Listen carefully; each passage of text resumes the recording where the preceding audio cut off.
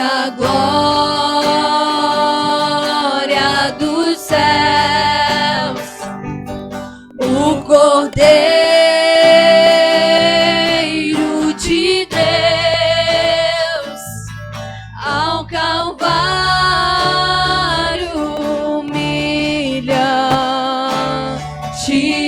baixou.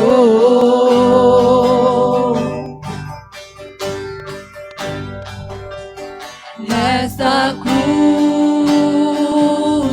tem pra mim atrativo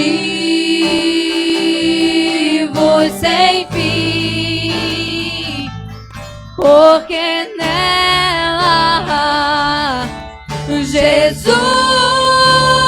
me salvou. Ai, só você que sabe, louve. Se eu amo a mensagem da cruz,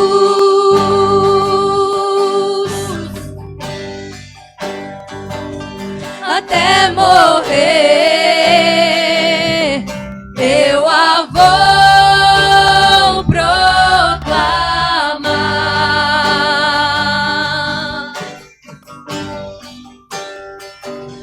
Levarei eu também minha cruz,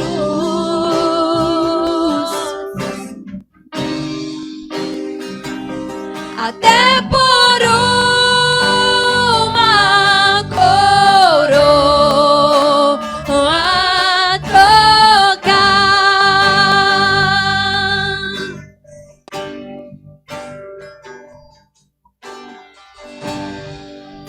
Aleluia. Oh, Deus.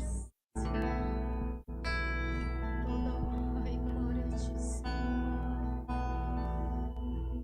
Aleluia, Jesus. Oh, Jesus, não há outro digno de toda honra, Jesus. Aproveita essa canção para você falar com o Senhor nessa noite. Volte os seus olhos para aquele que está nessa noite. Só Ele é digno de receber toda adoração. Oh Deus, Tu és o único foco, Tu és o nosso centro, o centro da nossa adoração. Receba a nossa adoração nessa noite, Jesus. O teu abraço em mim e a noite me alcançou.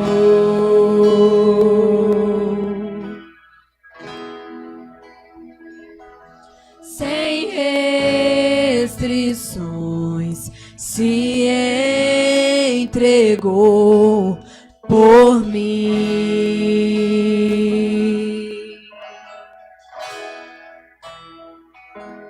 E quando eu te vejo, não há mais o que dizer, pois não há outro que me conheça igual a ti, Deus. Volto os meus olhos pra tua presença, deixo tua glória ganha forma em mim,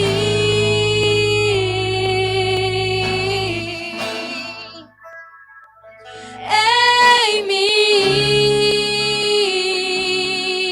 Oh, bem melhor que a vida é o teu amor.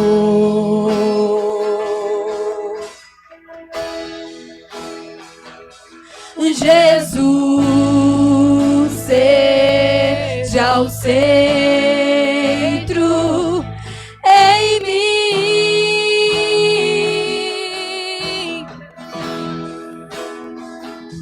E quando eu te vejo, não há como duvidar que és bom. E quando clamamos teu nome, tu vens.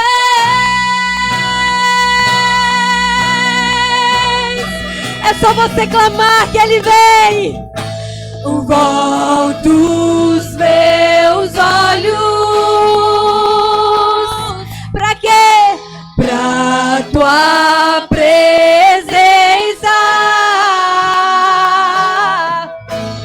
Deixo tua glória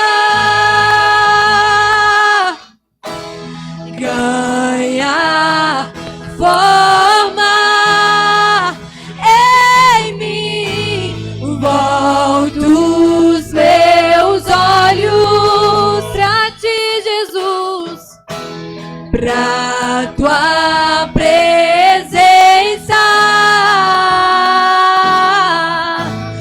Deixo tua glória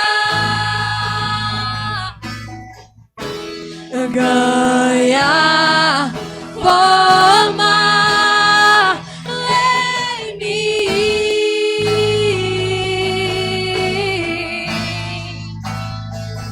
Em mim. Oh, em mim.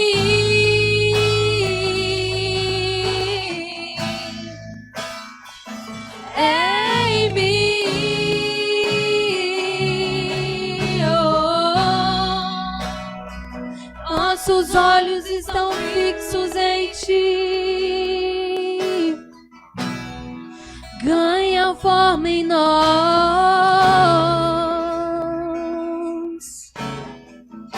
oh,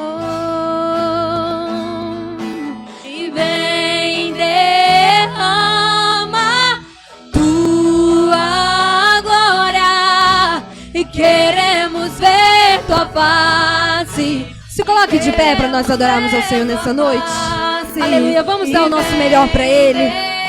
Diga, vem derrama tua glória. Tua glória, e queremos mais de ti, e queremos mais de ti, de novo.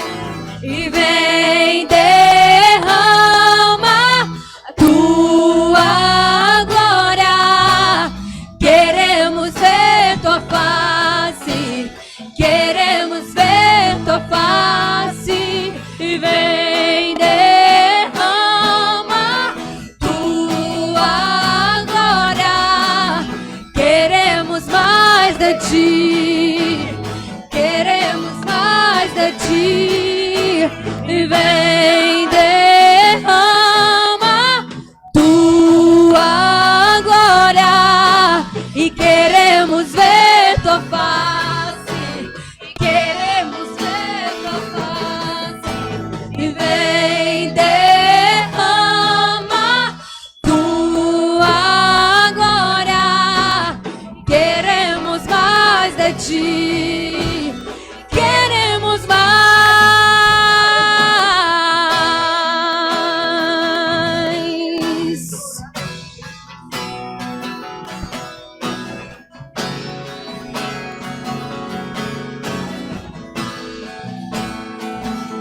E se pedimos, Jesus virá. Sabe como? E como chuva, e descerá. E se pedimos, peça pra Ele, Jesus virá. E como chuva, e descerá. E pedimos, e se pedimos, Jesus virá.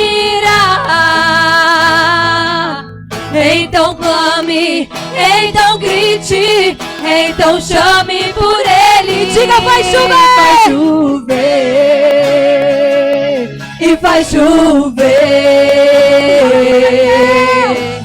Abra as comportas dos céus e faz chover, e vai chover. abra as comportas dos céus e faz chover, e faz chover. Abra as comportas dos céus e faz chover. Senhor Jesus, amém. Podemos assentar. Que honra poder estar novamente com os amados irmãos. A última vez que eu estive aqui, parece que eu falei que foi para casais, não foi, pastor? Uma vez, e eu creio que Deus manifestou de forma sobrenatural. Dessa vez eu tenho certeza que foi o Senhor que projetou para nós estarmos aqui. Amém? Creio que serão dias que o Senhor vai falar com você de forma maravilhosa, dias de conhecimento, dias em que seus olhos serão abertos. Você com certeza vai notificar muitas coisas necessárias a serem mudadas na sua vida, para então você ser mais do que vencedor em todas as coisas. Amém? Eu ainda tenho certeza absoluta que ainda esse ano de 2020 Deus preparou coisas extraordinárias para a sua vida. Quantos creem? Glória a Deus bem forte. E para acontecer nós temos que ter o conhecimento da palavra. Não só o conhecimento, mas a colocar em prática a palavra. Quando a gente tem um conhecimento e coloca em prática esse conhecimento, vai gerar sabedoria. Diga, sabedoria. E a sabedoria vai nos conduzir nos caminhos do Senhor, para que então a palavra possa se cumprir na íntegra da nossa vida. Eu sei que eu já ministrei esse seminário aqui, me parece que 2 vezes, né, pastor? 2 vezes. Quem já participou dele, levanta as mãos aí. Nem um terço, pastor, bastante gente nova, né? Mas mesmo você que já participou desse seminário, você vai notar que parece que você nunca ouviu falar sobre esse assunto. Tão importante que é, e ao mesmo tempo porque é uma palavra de conhecimento, uma palavra que muda destinos. E palavra que muda destino, o inimigo faz de tudo para arrancar da nossa mente. Por quê? Porque ele sabe que se nós pegarmos essa palavra de conhecimento e praticar, fazer com que ela gere um hábito, vire um estilo de vida, não tem como nada e ninguém nos impedir de sermos mais que vencedores de todas as coisas. Então, mesmo você que já fez, eu motivo você a participar todos os dias. Você que não fez, você participe esses dias e você verá então o que Deus vai fazer na sua vida ainda no ano de 2020. Amém? Já começando o seminário, antes, porém, deixa eu só te dar uma orientação. Esse seminário, principalmente essa primeira palestra, costuma gerar muitos pensamentos, questionamentos na mente, gerar algumas dúvidas na mente de alguns. E eu sei que muitos gostariam de fazer perguntas, mas eu não tenho condições para abrir para perguntas, porque se eu for responder suas perguntas, nós não vamos alcançar o objetivo e o êxito do seminário. Mas você pode ficar tranquilo que até a última noite, todas as perguntas ou questionamentos que porventura vier na sua mente serão respondidas dentro do próprio seminário. Amém? Porque às vezes você vai fazer uma pergunta hoje, eu vou responder ela amanhã e depois. Se terminar o seminário e eu não responder sua pergunta, aí você pode me procurar.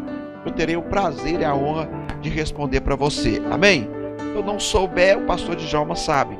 Nós não soubermos, nós vamos pesquisar, vamos estudar e vamos te dar a resposta, ok? Passa nas páginas que você vai acompanhar. Amém?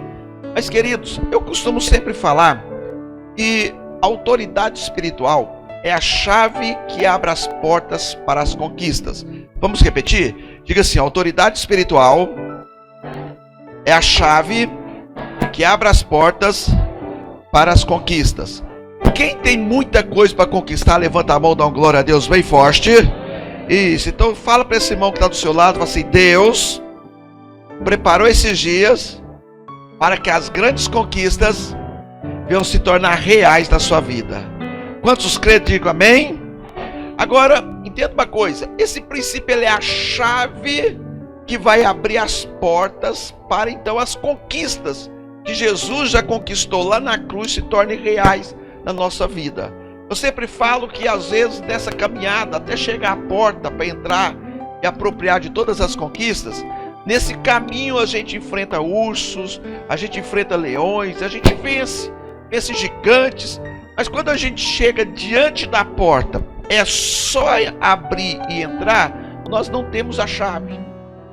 E a chave, ela é importante. Por quê? Porque Deus, ele não é como o homem.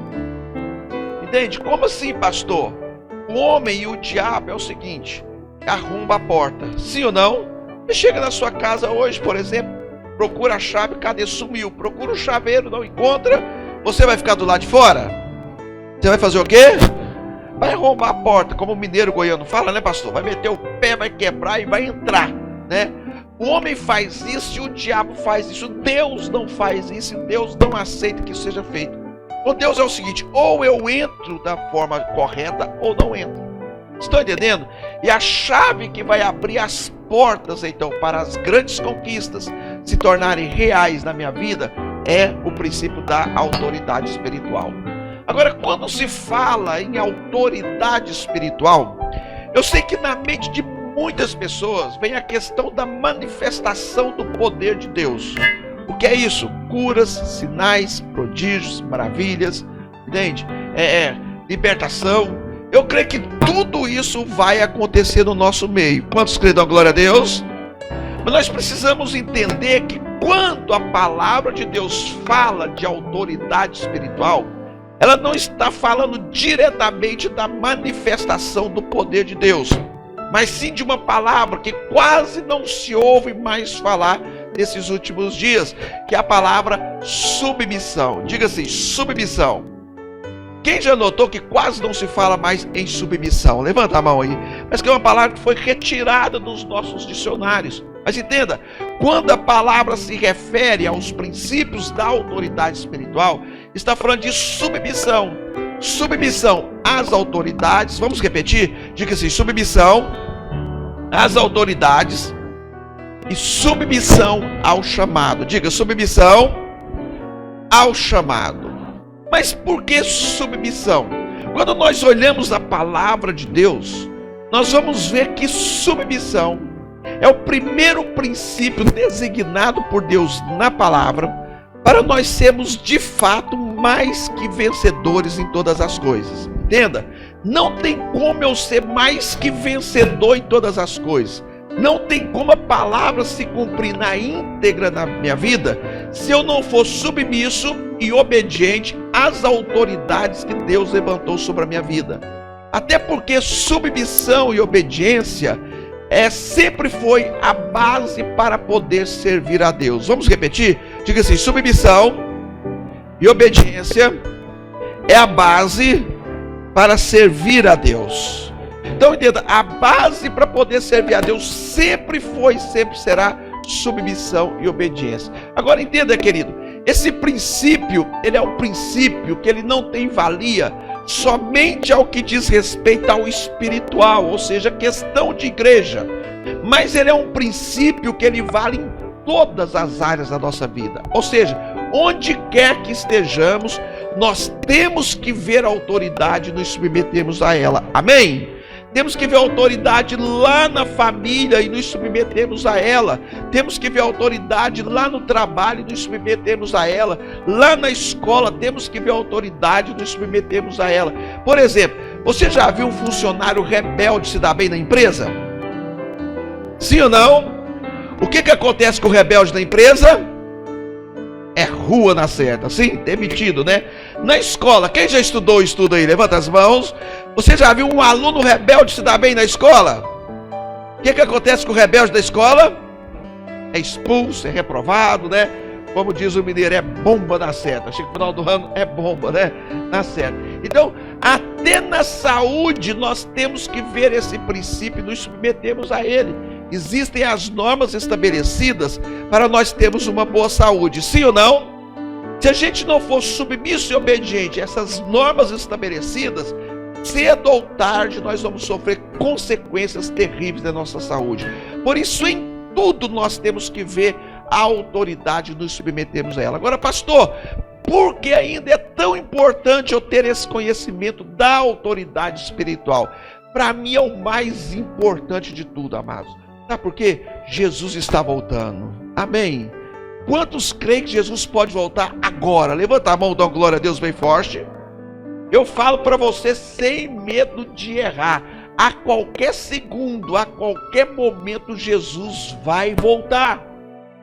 Nós estamos estudando, eu estou dando um estudo na igreja que eu pastoreio sobre o livro de Apocalipse. Gente, eu estou assim, assustado no bom sentido, pastor. Porque tudo já se cumpriu, só falta Jesus voltar e ele vai voltar. E quando Jesus voltar, entenda, ele vem buscar um povo diferente, um povo que faz a diferença. Quem que é esse povo que faz a diferença? Um povo submisso e obediente. Amém? Então olha para esse irmão e fala assim, presta atenção, irmão. Fala para si, todo rebelde, quando Jesus voltar, vai ficar. Misericórdia, glória a Deus. Agora, o que está acontecendo nesse tempo de fim? Em que a qualquer momento Jesus vai voltar. A igreja está crescendo, a igreja está avançando. Eu estou feliz com a igreja de vocês. Lá fora a gente está vendo muito isso não, depois da pandemia, né? Mas a igreja está cheia, a igreja está lotada. Entende? A igreja está avançando.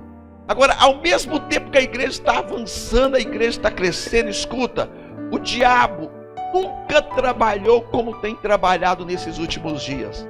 Qual a intenção dele trabalhar de forma tão urgente, rápida e incansável nesses últimos tempos? Tentar impedir o avanço, tentar impedir o crescimento, o progresso da igreja. Você viu essa pandemia para fechar a igreja? Isso aí é uma ação do diabo. Estão compreendendo? Então, agora, ele sabe que a especialidade do inferno não funciona contra a igreja. Qual é a especialidade do inferno, pastor? Obra de magia, obra de feitiçaria, obra de encantamento. Entenda, se você é submisso, se você é obediente, pode fazer o feitiço que for, pode fazer o encantamento que for, pode fazer a magia que for, que essas coisas não valem contra a tua vida. Amém? Porque quando nós somos submissos e obedientes, nós temos a proteção de Deus sobre a nossa vida. Agora entenda, o inimigo sabendo então que a especialidade do inferno não funciona contra a igreja, o que ele tem feito? Ele tem usado a arma mais potente do inferno. Pastor, qual é a arma mais potente do inferno? Diga assim, a rebeldia. Diga forte, a rebeldia. E com isso ele tem infiltrado no meio das igrejas. Quando eu falo igreja, eu falo trabalho, escola, em tudo, tá bom? Ele tem infiltrado no meio das igrejas de uma forma tão sutil, mas tão sutil, que é capaz de passar desapercebível aos nossos olhos. Ou seja, uma pessoa se torna um rebelde sem perceber a ação desse espírito de rebeldia na vida dela, sem notar que agora é um rebelde.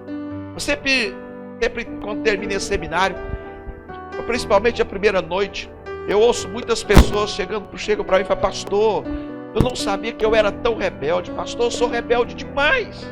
Fala assim, este não é o rebelde. Mas chegam outros que falam, pastor, eu quero te falar uma coisa. Diga, meu filho, eu não sou rebelde. Eu sempre pergunto, mas quem está te perguntando? Eu nem te conheço, nunca te vi, não sei nem quem você é. Por que você está se identificando? Não, pastor, é para você saber que eu não sou rebelde. Diga assim, este é o rebelde. Entende? Ele se tornou um rebelde sem perceber que agora ele é um rebelde. É a maneira que esse espírito de rebeldia atua. Por isso que nós temos que ter esse conhecimento da palavra. Entende? Desse princípio. Se você está com o livro, estou lá na página 13 do livro. Se você não tem um livro, abra sua Bíblia lá em Romanos 8, o verso 37. O livro na página 13. Aí no livro eu começo a falar a partir do verso 31. Aí vamos ler apenas o verso 37 para ganharmos tempo. Romanos 8 e 37. Encontraram? Amém? Diz aí, em todas estas coisas, porém, somos mais que por meio daquele que nos amou. Olha aqui para mim, queridos, quando nós olhamos esse texto, se a gente começássemos a ler a partir do verso 31 até o verso 37, nós vamos nos depararmos aqui com 7 perguntas. Essas perguntas não estão registradas na palavra por acaso. Se há perguntas, é porque Deus exige respostas. Vamos lá? Se há perguntas, é porque Deus exige respostas. Quando Deus usa Paulo, a priori, para fazer essas perguntas à igreja de Roma, e hoje para nós, Deus aqui exige respostas de duas partes. Quais são elas? A primeira parte é a parte de Deus. Diga, a parte de Deus. A segunda parte é a parte do homem. Bate no peito e fala, a minha parte. Então, dentro da parte de Deus, nós vemos que Deus já vem usando Paulo para responder essas perguntas. E ao mesmo tempo estabelecendo, no verso 37, o propósito dele para a igreja. Então, qual é o propósito de Deus para a igreja? Sermos mais que em todas as coisas. Então diga assim, eu sou mais que vencedor em todas as coisas. Agora, amados, eu creio que toda palavra é verdade. Quantos creem? Dá uma glória bem forte aí. Eu creio que tudo que está escrito aqui é 100% de Deus. Mas aí vem a pergunta, mas pastor, se toda palavra é verdade, se tudo que está escrito aí é 100% de Deus, por que então que eu não sou mais que vencedor em todas as coisas? Quem já pensou isso aí? Levanta as mãos. E a palavra, pastor, por que eu não sou mais que vencedor em todas as coisas? Onde nós temos que ter o conhecimento da palavra. Quando Deus dá a resposta aqui, Ele está dando resposta da parte dele. A parte de Deus, lá na página 14, eu chamo de posição legal. Diga assim, posição legal. O que é uma posição legal? É tudo aquilo que já é nosso por direito. Ou seja, lá na cruz, Jesus já pagou todo o preço necessário para eu e você sermos mais que em todas as, pois Ele já morreu, já ressuscitou, Ele já subjugou todo o inferno debaixo dos pés dele.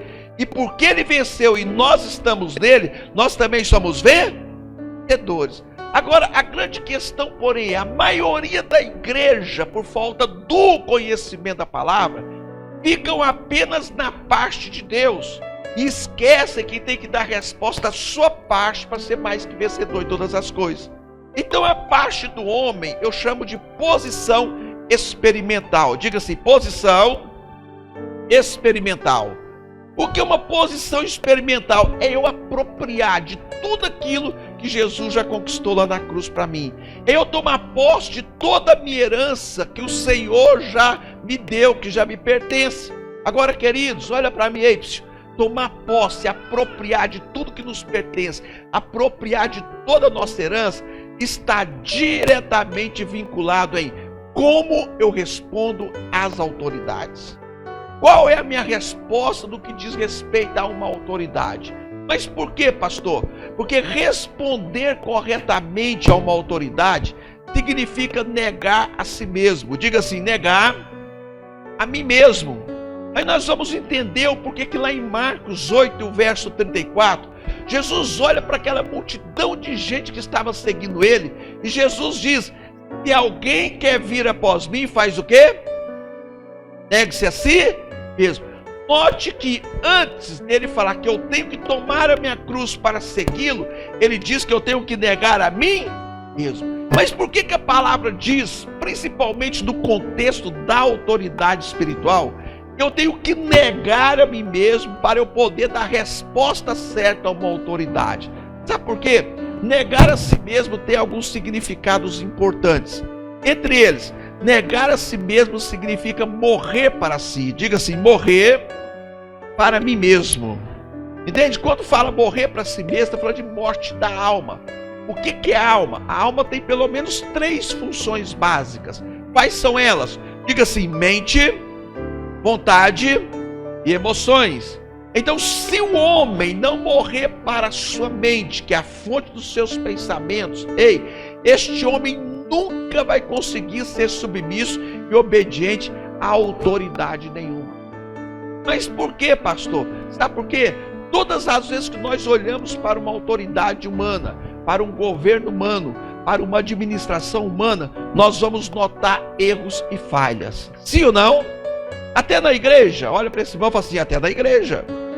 Então dá uma olhadinha para ele, fala assim, presta atenção, irmão. Aí fala com gosto, bonito, fala assim, eu vou te ensinar uma coisa muito importante. Então olha no olho dele, fala assim, saiba que não existe igreja perfeita e nem pastor perfeito. Se você encontrar uma igreja perfeita com um pastor perfeito, não vai para lá não, senão você vai estragar a igreja. Está entendendo? A questão é, tem muita gente procurando uma igreja perfeita, um pastor perfeito, uma igreja que não erra. Querido, escuta, isso você nunca vai encontrar aqui na terra. Estão entendendo? Amém? Fala para o seu irmão assim, quer uma igreja perfeita? Fala, você tem que morrer mesmo. Fala assim, mas morra salvo e aprovado. Entende? Porque senão vai chegar lá pior e aí a coisa vai ficar muito pior. Estão compreendendo? Amém? Então não existe isso. Tem muita gente que sai de igreja, muda de igreja, já andou em todas as igrejas de Cacoal, procurando uma igreja, um pastor perfeito. Não existe igreja perfeita aqui na terra. Perfeita é só no céu. Amém? Fala para o seu irmão assim, fica tranquilo, irmão. Quando você chegar à perfeição, Jesus te leva para ficar juntinho dele. Fala para ele, se você está aqui, é porque o negócio está feio para você ainda. Estão compreendendo? Amém? Mas negar a si mesmo significa que o meu maior inimigo não é o diabo. Que é isso, pastor? Eu vou te provar que não é o diabo. A palavra diz, operando Deus, quem impedirá? Eu te pergunto, o diabo pode impedir o agir de Deus na sua vida? O diabo pode impedir a promessa cumprida na tua vida? Sim ou não? Não, ele é o inimigo, sim, mas ele é o inimigo vencido. Jesus já venceu ele por nós. Amém? Pastor, quem é o meu maior inimigo? Bate no peito e fala, eu. Assim, eu sou meu maior inimigo.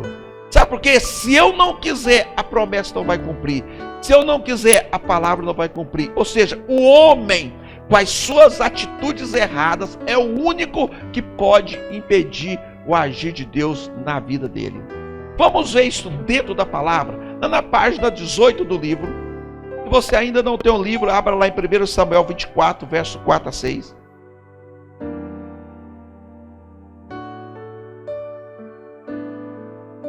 Samuel 24, verso 4 ao verso 6, página 18 do livro, para quem tem um livro.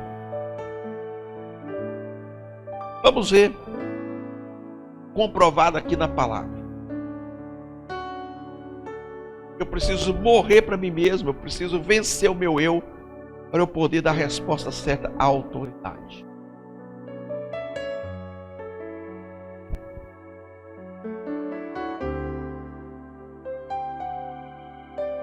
Encontraram, amém? Diz aí, então os homens de Davi lhe disseram, eis aqui o dia do qual o Senhor te diz, eis que eu te entrego nas tuas mãos o teu inimigo, e far-lhe-ás como te parecer bem a teus olhos. E levantou-se Davi e mansamente cortou a orla do manto de Saul.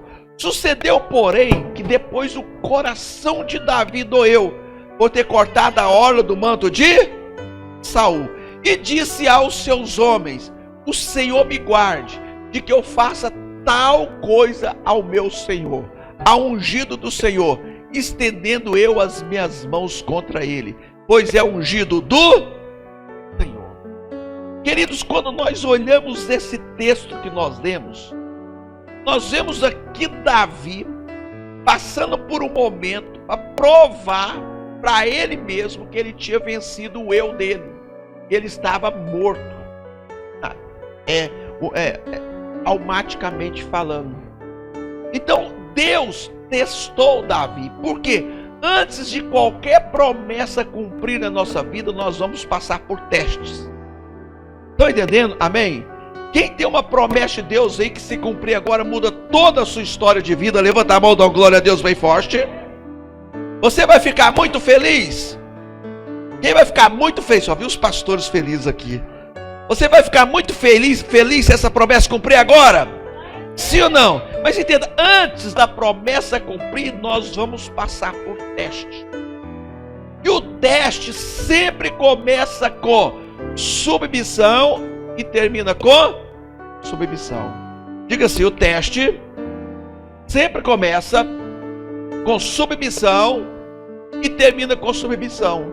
Quando olhamos para esse texto, nós vemos aqui Deus preparando um momento para testar Davi, para ver se Davi estava aprovado ou não para a promessa cumprir na vida dele. O que está acontecendo aqui? Davi estava acampado em uma determinada caverna de um lado, Deus traz Saul na mesma caverna do outro lado e usa os homens de Davi como boca de Deus para testar Davi.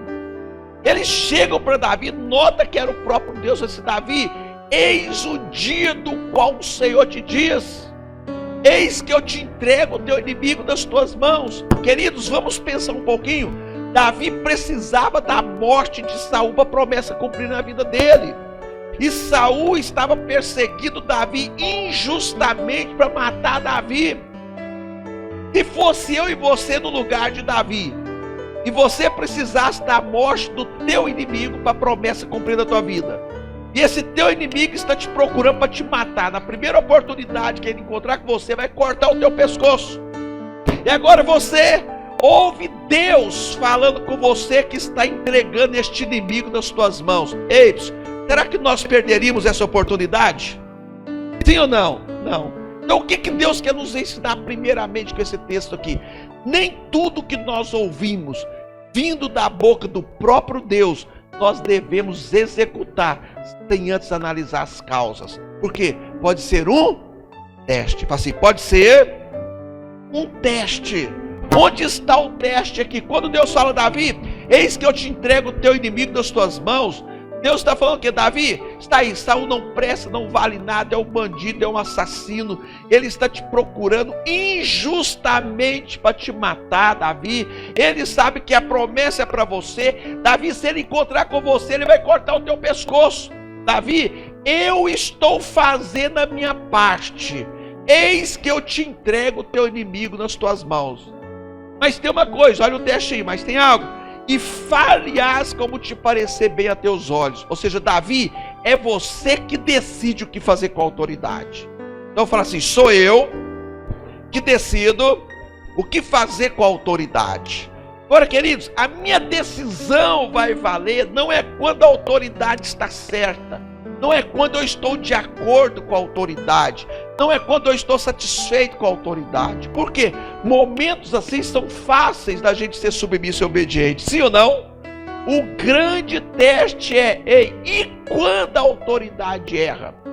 E quando eu não estou de acordo? E quando eu estou insatisfeito com a autoridade? Entenda?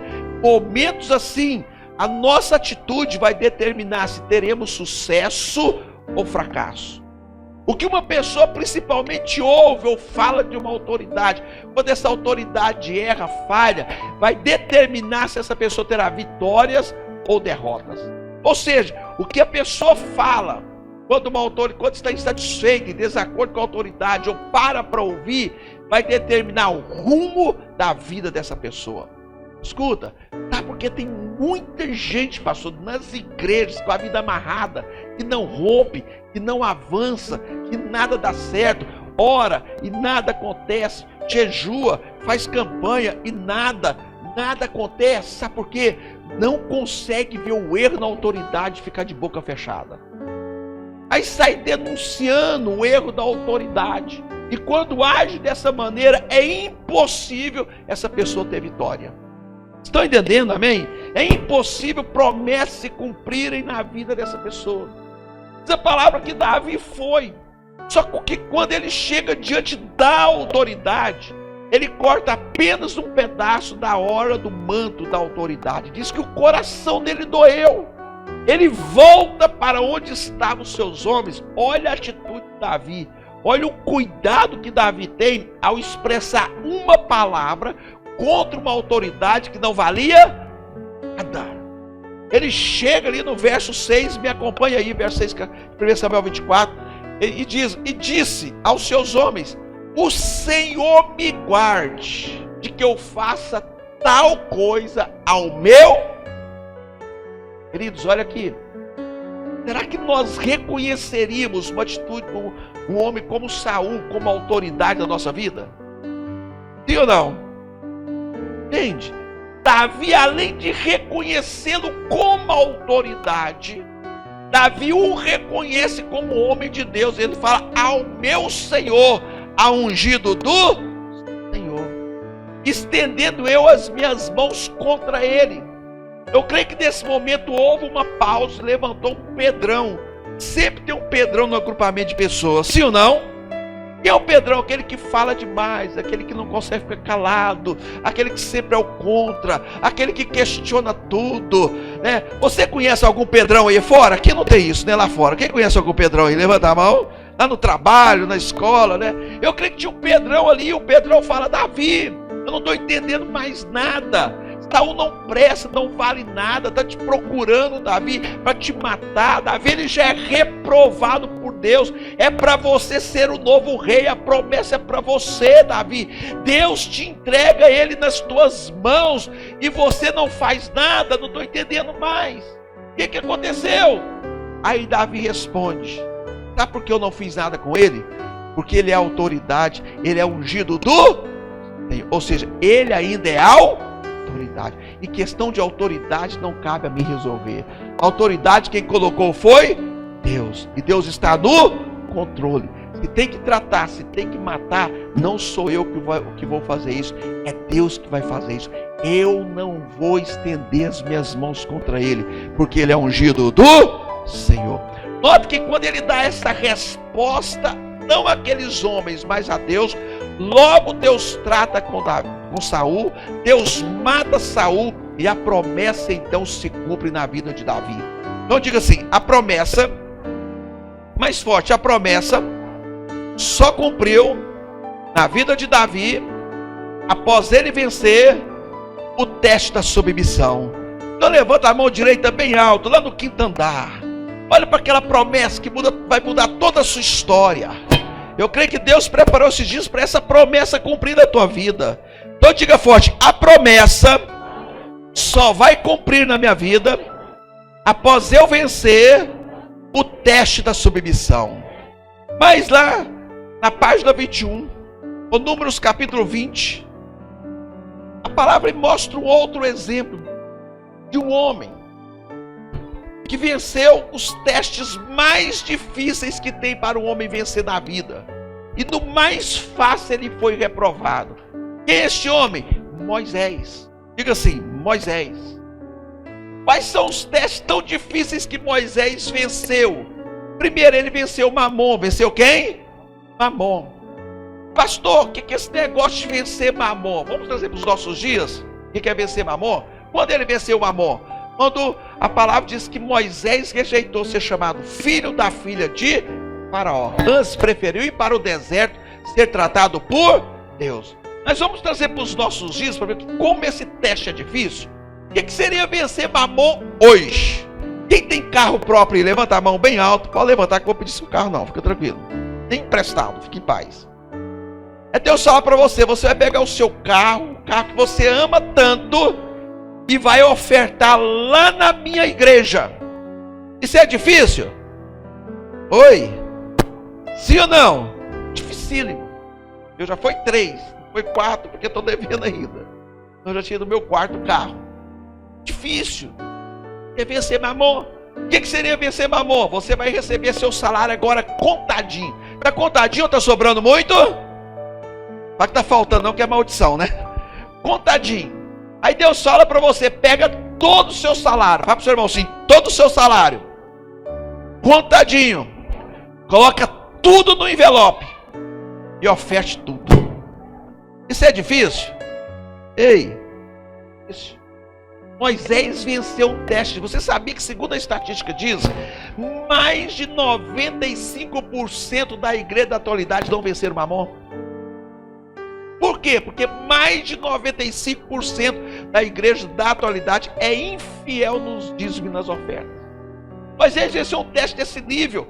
Moisés venceu o teste da paciência, o teste da perseverança. Quando? Quando que por 38 anos, quantos anos? Moisés suportou um povo que tudo que fazia estava ruim, um povo insatisfeito com tudo. Entende? Algumas vezes ele falou para Deus, Deus, mata esse povo tudo. Ou seja, Deus falou que ia matar o povo. E Moisés intercede diante de Deus para não matar aquele povo rebelde. Agora faltando 2 anos. Quantos anos?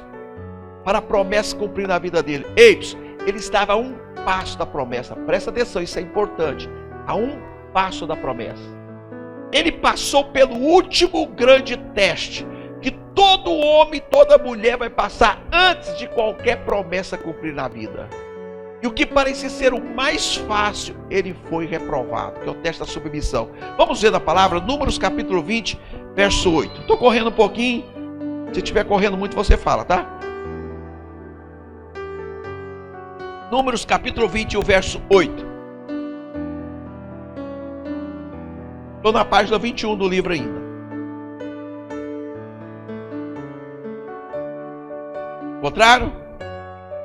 Deus fala para Moisés: pega o bastão que está em frente da arca da aliança, e depois você e Arão reúnam o povo, e na frente de todos eles deem ordem à rocha, ou seja, falai a rocha.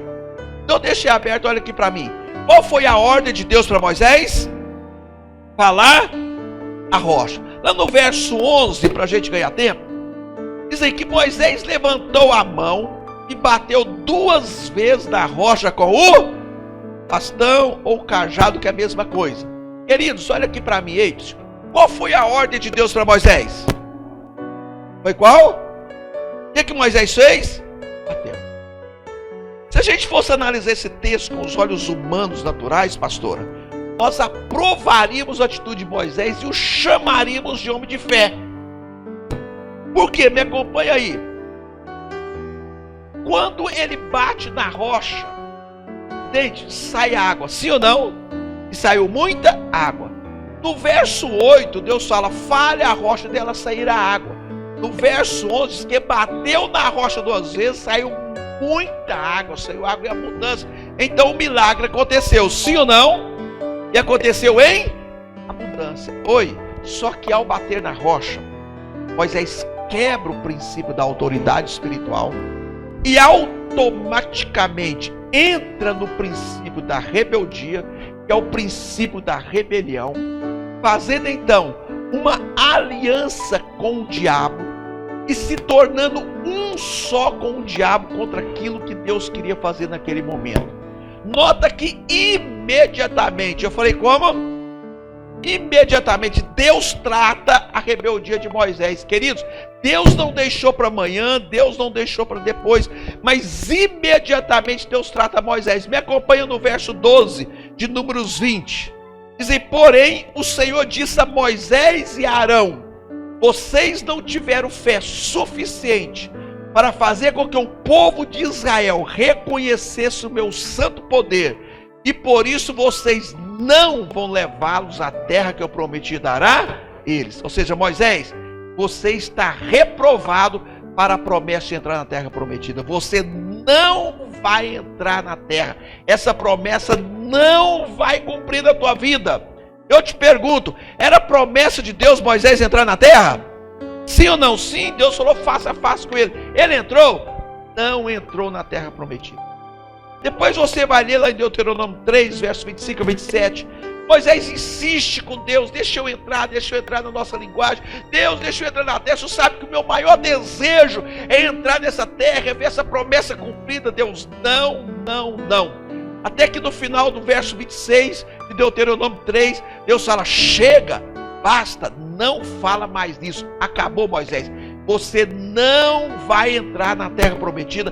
Essa promessa não vai cumprir, e ponto final. Aí vem uma pergunta, pastor: por que Deus não deu uma segunda chance para Moisés? Se a gente fosse analisar a vida de Moisés até aqui, para mim, Moisés, uma prova de 10 questões, ele acertou 9 e errou só a última. Se fosse um vestibular e um concurso, ele seria aprovado? Sim ou não? Sim ou não? Que lugar tiraria? Talvez o primeiro, verdade? Mas para Deus ele foi reprovado. O que isso nos ensina? Para Deus não importa como nós começamos. O que vale para Deus é como nós vamos terminar. Ou seja, para Deus, o fim é mais importante do que o começo. Diga assim, para Deus, o fim é mais importante do que o começo. Sabe por quê, queridos? Ei, olha aqui para mim. Todo rebelde começa bem. Não existe ninguém melhor do que o rebelde do começo. Ele começa muito bem, no trabalho é o melhor funcionário no começo, sim ou não? Na igreja é o melhor membro da igreja no começo, procura atividades para fazer no começo, é muito submisso, é muito obediente. Ele começa muito bem, mas termina muito mal. Por isso Deus não deu segunda chance para Moisés. Mas por que ainda que Deus não deu segunda chance para Moisés? Sabe por quê? Deus não costuma dar segunda chance a rebeldes. Diga assim, Deus, diga forte, Deus não costuma dar segunda chances a rebeldes. Por que Deus não costuma dar segunda chance a rebeldes? Na verdade não é que Deus não vai dar, é que o rebelde mesmo, entende? Ele nunca se arrepende.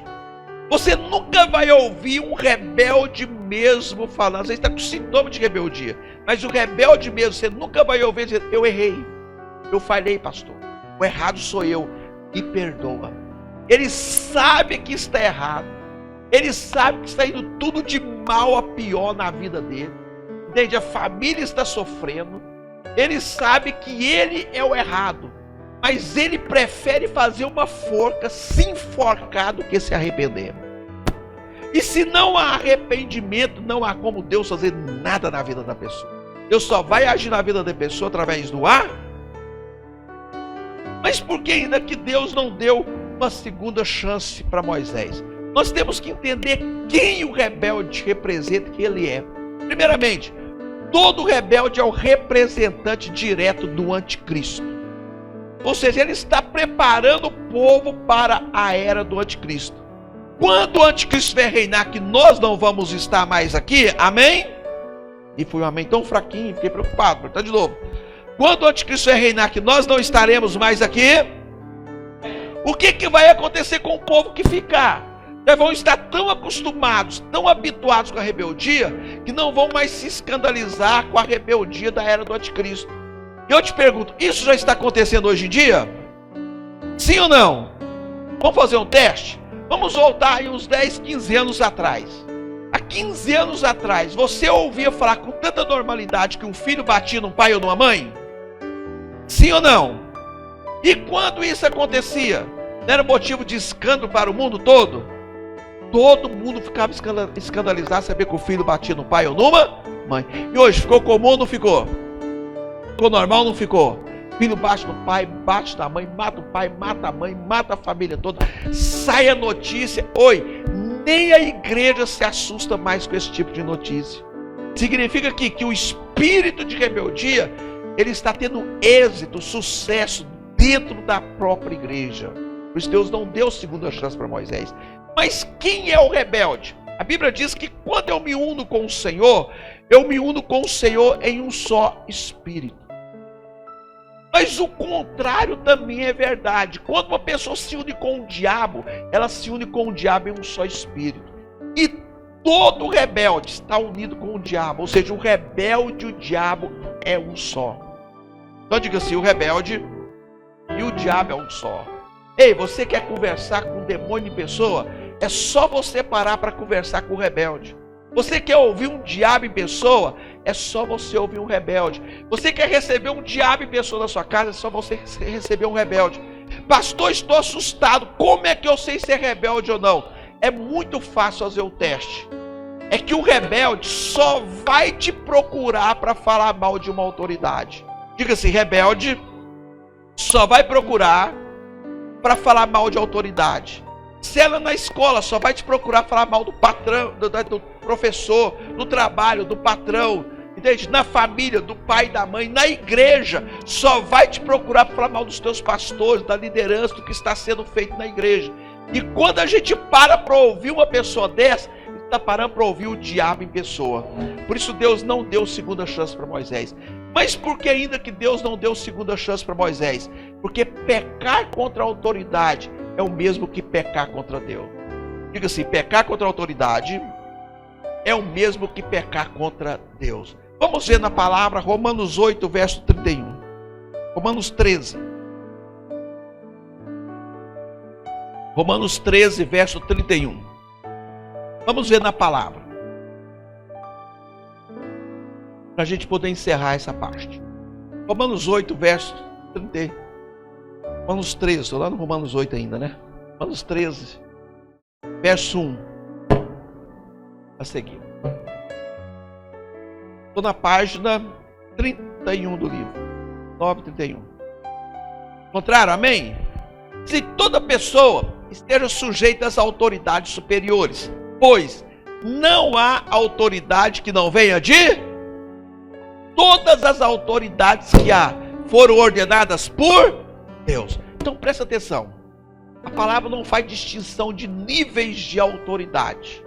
A palavra diz que todas as autoridades, presta ou não presta, é fiel ou não, serve ou não serve a Deus, está certo ou errado, é autoridade, foi ordenada por Deus.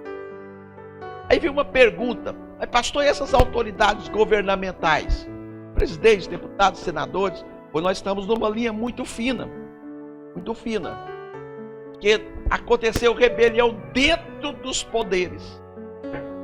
Os poderes estão em rebelião, levantaram contra a autoridade máxima que é o rei. E a gente tem que tomar muito cuidado. Estão entendendo, amém? Mas são autoridades, entende? E eu escrevi um livro, até agora ele já está passando por processo de edição. Amanhã eu vou enviar para a editora. E nesse livro eu falo sobre missão, uma questão de honra. Eu falo dessa parte, porque Deus me mostrou que desde Gênesis até os nossos dias, é Ele que ordena uma autoridade. E aí tudo bem, pastor, mas Ele me mostrou que Ele ordena uma autoridade conforme o merecimento da igreja. Ou seja, as autoridades que nós temos é porque nós merecemos. Como assim, pastor? Por exemplo, nós falamos que eles são corruptos mesmo? Sim ou não? Sim ou não? Pode falar. Sim, mas Deus falou que são corruptos, porque é um retrato da igreja. A igreja está cheia de corruptos. Estamos em tempo de eleição. Que tem de gente que vem de voto, não é brincadeira. Vem de voto por causa de um terreno, por causa de uma cirurgia, por causa de um emprego falso. O que é isso? Corrupção. É o quê? Corrupção. Então quer mudar lá, primeiro tem que mudar a igreja. O dia que a igreja deixar de ser corrupta, automaticamente nós teremos autoridades que não serão corruptos conosco. Nós falamos que eles são ladrões. Eles roubam mesmo? Pode falar, sim ou não? Sim, é prova, é comprovado, é fato. Mas Deus falou que eles são ladrão, por quê, pastor? É um retrato da igreja, a igreja está cheia de ladrão. Pastor, você vem lá de Brasília me chamar de ladrão? Não, nem te conheço, nunca te vi, não sei nem quem você é, não sei nada da sua vida. Mas se a carapuça servir, vista que é para você mesmo, amém? Mas não sou eu, é a palavra. Malaquias 3:2, o Senhor diz: roubará o homem a Deus? Todavia vós me perguntais: em que te roubamos? Em quê? Em quê? Então, quem não é dizimista fiel e não é ofertante fiel, é o quê? É o quê? A estatística diz que mais de 95% da igreja da atualidade é ladrão. Isso só não acontece aqui, amém? Estão compreendendo como o negócio é certo? Então, quer mudar lá? Primeiro tem que mudar a igreja. O dia que a igreja deixar de roubar do Senhor, automaticamente nós teremos autoridades que não roubarão mais de nós. Mas no verso 2 de Romanos 13, diz aí: por isso, quem resiste à autoridade, resiste à ordenação de Deus. E os que resistem trarão sobre si a condenação. Então olha só, resistir é se opor e contra. É sério. Quando a pessoa fala mal, vai contra, resiste à autoridade, não está resistindo ao homem, está resistindo ao próprio Deus na vida dessa autoridade. Aí vem consequência, a palavra diz que os que resistem trarão sobre si mesma a condenação. Como acontece a condenação? Eclesiastes 10, 20. Abre lá, Eclesiastes 10, 20. Eclesiastes 10 e o verso 20. Está tudo na palavra. Eclesiastes 10, 20. Vamos ver como acontece a condenação. Essa parte ainda não está no livro. Eclesiastes 10, 20. Eu não tive tempo de fazer uma nova edição desse livro. Mas diz aí. Nem ainda no teu pensamento amaldiçoes ao rei. Eis, o rei é uma autoridade. Olha só. Ele diz, nem no teu pensamento. O que a palavra fala aqui? Nem no meu pensamento eu devo amaldiçoar o rei. Porque tudo que a gente pensa dá vontade de falar. E quando fala, aí não tem mais como tirar. Então diz, nem no teu pensamento amaldiçoe ao rei. Entende? Continua, nem no mais interior da tua recâmara amaldiçoes o rico. Agora, por que eu não devo amaldiçoar o rei? O rei é uma autoridade. Eu não devo amaldiçoar uma autoridade. Diz ali, porque as aves dos céus levariam a tua voz. E o que tem asas daria notícias às tuas palavras. Está ali na tua palavra. Vamos entender isso aqui? Quem são aves dos céus nesse contexto? São demônios. São o quê? Demônios.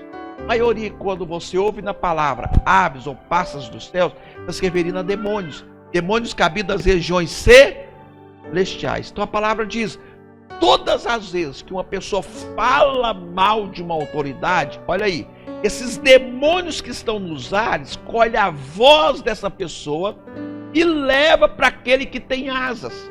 Quem é o que tem asas? É o antigo Lúcifer. A palavra diz que ele era um querubim. E o querubim, eles têm asas. Hoje é Satanás.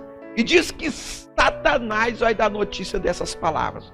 Ele vai dar notícias para quem? Para Deus. A Bíblia diz que Satanás é o nosso acusador diante de... Ele é o que? Nosso acusador. Quando isso vai acontecer, eu vou usar um exemplo para a gente poder orar. Vamos lá. Aqui não tem nem o Jerônimo não, né? Na Goiânia tem muito Jerônimo, aqui não tem, né? O Jerônimo está aqui reunido com outras pessoas. E o Jerônimo começa a falar mal de uma autoridade. Esses demônios que estão aqui, eles escolhem a voz do Jerônimo, e leva para Satanás. Satanás vai guardar isso aqui para o momento oportuno. Ele não desperdiça legalidade, direito que nós damos para ele acabar com a nossa vida, impedir a promessa cumprir. Ele não vai diante de Deus por qualquer coisinha. Ele sabe que isso aqui é um tesouro valioso nas mãos dele. Ele vai guardar para o tempo certo. Qual que é esse tempo certo para mim? Aquele tempo que Deus fala, eu decidi, eu vou cumprir aquela promessa na vida do Jerônimo que vai mudar toda a história dele. Satanás fica sabendo disso e fica desorientado, porque ele sabe que ele não pode impedir o agir de Deus na vida do Jerônimo. Mas somente o Jerônimo com atitude errada, pastor, pode impedir o agir de Deus. O que é que ele faz? A Bíblia diz, ele vai diante de Deus acusar o Jerônimo. Chega lá, Deus, escuta aqui e mostra. Vamos trazer para o nosso tempo. Gravou o Jerônimo falando mal. Tu está escutando aqui, Deus? De quem que é essa voz? Do Jerônimo. De quem? Do Jerônimo. Tu está vendo aí, ó, lá no dia tal, na hora tal. Ele estava reunido com outras pessoas e ele estava falando mal de uma autoridade. Aí ele vai usar a palavra como defesa, porque é um princípio. Fala, é um princípio. E os princípios são irrevogáveis, imutáveis, inegociáveis. Entende? Até porque quando Deus registrou o princípio, ele registrou a bênção para o submisso e obediente, mas registrou a punição para o rebelde. E o que está escrito é o que tem que acontecer. Quer ver isso com muita nitidez? Lê depois Deuteronômio 28, você vai ver com muita nitidez. E ele usa a própria palavra e fala, olha, ele está falando mal de uma autoridade. E a tua palavra diz, vou usar o texto que nós lemos, os que resistem trarão sobre si a condenação. E ele exige o direito legal que ele tem de condenar o Jerônimo. Aí em vez de vir bênção, vem Em vez da vida melhorar, a vida faz piorar. E o pior, essa promessa, escuta, essa promessa que ia cumprir na vida do Jerônimo aqui, nunca mais. Eu não concordo, pastor, é fácil de provar. Cumpriu na vida de Moisés? Cumpriu?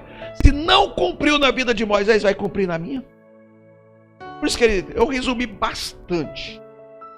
Queria ter a Santa Ceia. Estou no meu horário, né, pastor? Tem mais 3 minutinhos. Escuta. Mas esse resumo hoje, produção do seminário, é mostrar para você porque que muitas vezes nós estamos na igreja participando de tudo e a coisa não acontece. A gente pergunta por quê? Por que, Deus, eu faço isso? E a gente até questiona Deus. Deus, eu estou sendo fiel, mas minha vida não muda. Você já escutou alguém falando assim? Levanta a mão. Quem percebeu alguma coisa que tem que mudar na sua vida aí? Levanta as mãos. Eu fico em pé, eu quero orar com você bem rapidinho, enquanto o pastor Djalma já vai se aproximando. Nós vamos participar da Santa Ceia. Nada melhor de fazer essa Santa Ceia, uma ceia profética hoje. Um novo começo, um recomeço da nossa vida. Entende? A partir de hoje, seja marcado um novo marco na tua vida. Mas para isso acontecer, é preciso haver arrependimento. É você pedir perdão a Deus todas as vezes que você foi rebelde, na sua família, no trabalho, lá na escola, entende? Na igreja, falando mal da igreja, do pai, da mãe, do patrão. Feche os seus olhos, um minutinho você vai orar. Chora, rasga o teu coração. Peça perdão, começa lá na sua casa. Às vezes a pessoa está amarrada lá na casa, mas meu pai e minha mãe já até morreram, pastor, mas você está vivo. A rebeldia amarra. Peça perdão. Meu Pai, nós estamos diante do Senhor, nessa noite que o Senhor preparou para a tua igreja aqui nesse local. A tua palavra foi ministrada. Meu Deus, e hoje é uma noite especial, é noite de Santa Ceia. É noite de um novo começo, um novo recomeço, um novo marco da história. Mas isso não acontece se não houver arrependimento. Meu Deus, nessa noite nós estamos aqui te pedindo perdão. Nos perdoa por todas as vezes que agimos com rebeldia lá na nossa casa, com os nossos pais, com brutalidade, com falta de educação. Deus, todas as vezes que fomos rebeldes lá no trabalho, falando mal da empresa, falando mal do patrão, Senhor, falando mal do salário que recebemos, ouvindo pessoas falando mal. Nos perdoa por todas as vezes que fomos rebeldes na igreja, falando mal do pastor, da liderança, da visão da igreja. Meu Deus, nos perdoa por todas as vezes que agimos com rebeldia. Senhor, eu sei que não tem como a gente voltar lá atrás e consertar tudo, mas tem como recomeçar e recomeçar bem a partir de agora. Eu te peço, dá-nos essa oportunidade, Pai, para que a partir de agora nós possamos começar e começar bem. E com isso ver a promessa se cumprindo. E com isso ver sonhos sendo concretizados. E com isso poder erguer a nossa voz e dizermos, de fato, nós somos mais que vencedores em todas as coisas. Deus, é que nós oramos e te pedimos em nome de Jesus. Amém? Pastor Djalma. Gente, esse seminário é uma guerra violenta. O diabo não quer que a igreja tenha esse conhecimento. Então eu quero te desafiar a vencer essa guerra. Amém? Você pode vencer a guerra. Esteja amanhã, esteja depois. Hoje é o começo. Vai até o final. Depois você vai me contar o que Deus vai fazer na sua vida. Amém? Que Deus te abençoe.